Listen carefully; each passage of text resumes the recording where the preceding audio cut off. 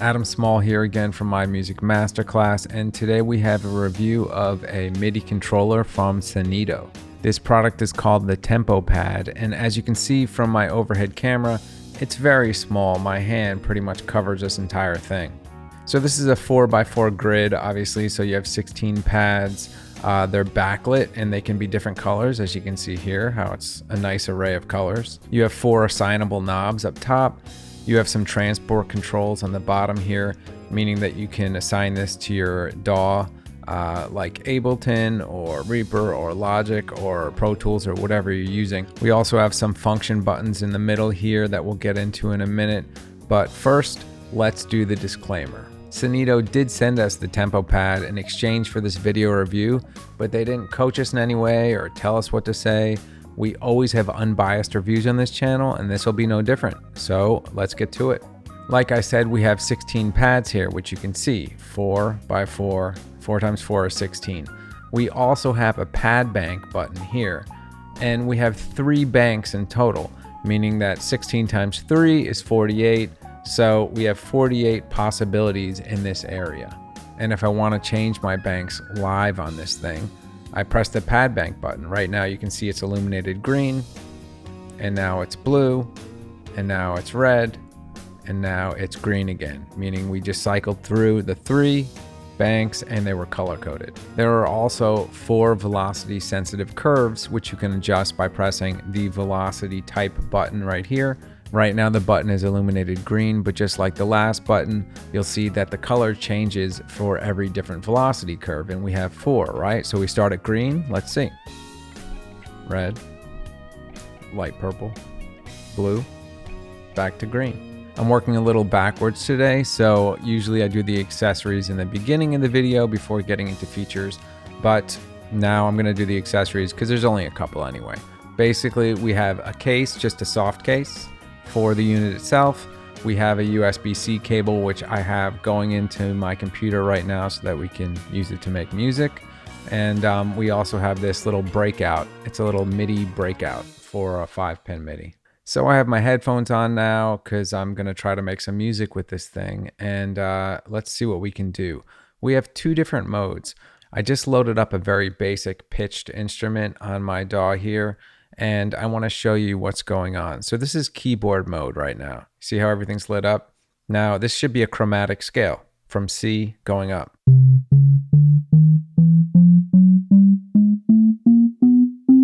Right, so this is an octave. Now you see that there's a space right here, and then these 2 are illuminated too. This is up or down transpose. So listen, this should be down 1 octave. See? Get it? Now this should be back to where we were, and this should be an octave higher.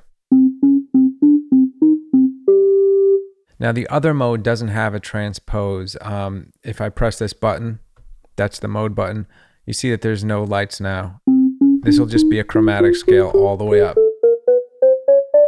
So if you need all 16 pads for samples or drums or for some kind of music creation, you would have it in this mode, not in the one where you can transpose on the fly.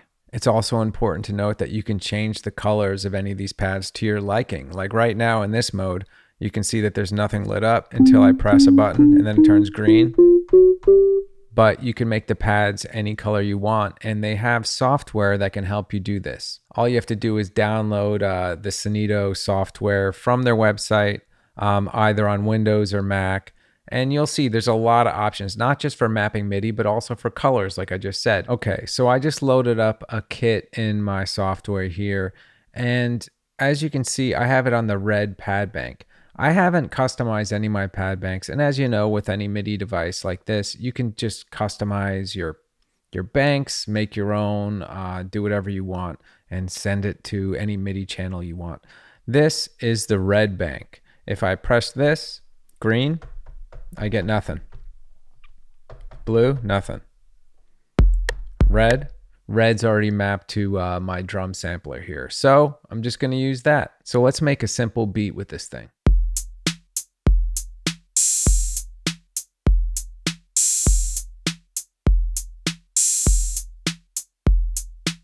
Now let me pull up a bass sound, and what we're going to do is change modes here to, this keyboard mode. And I'm going to assign some of these knobs to some parameters on the bass to try to get a little more expression.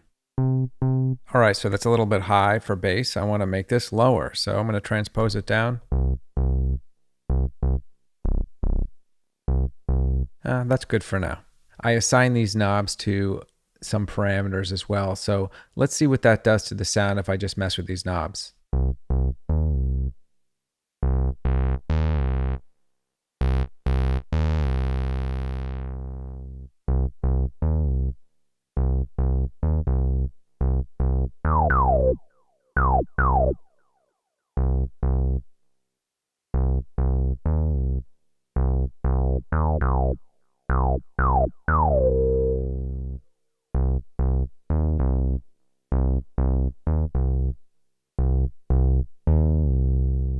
Cool, everything seems to be working, so let me just try to make a bass line and let's see how this goes.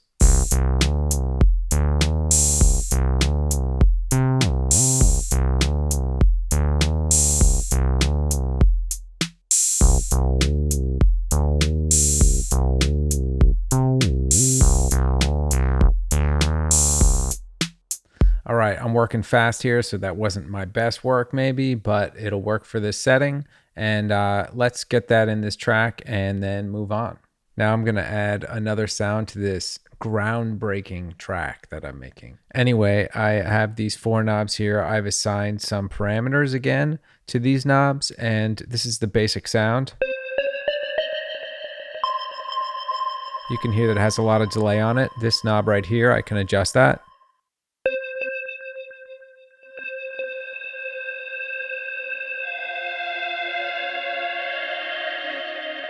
Right, and there's some other parameters too.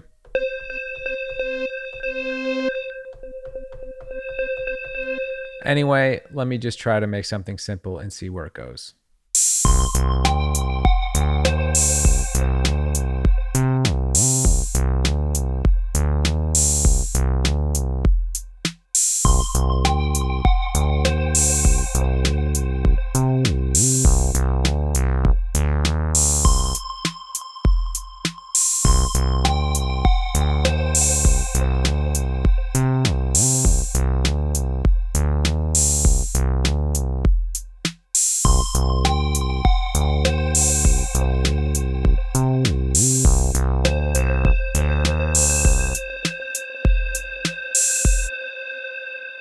And finally, let's add one more instrument to this track.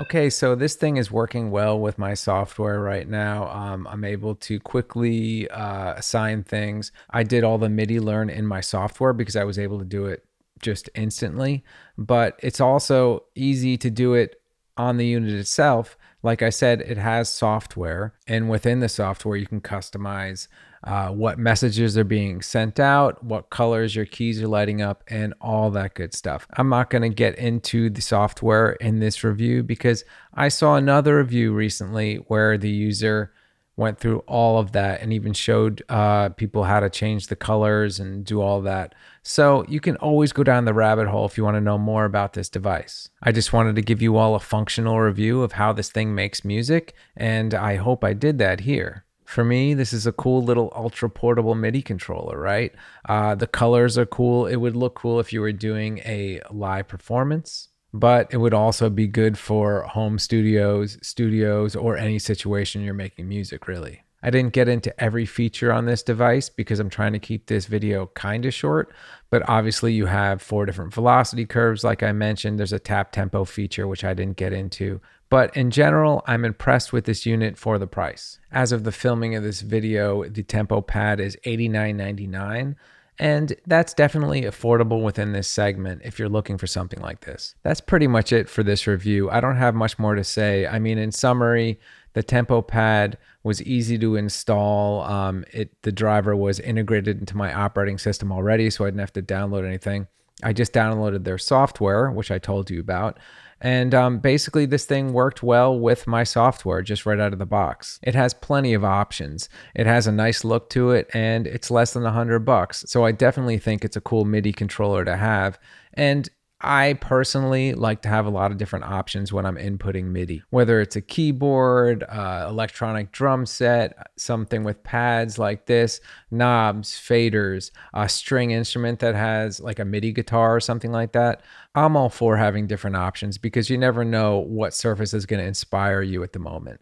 So that's it for now. I hope you enjoyed this video. Please like the video if you liked it. Add a comment or a question if you have one. And please subscribe to the channel, and we'll see you next time.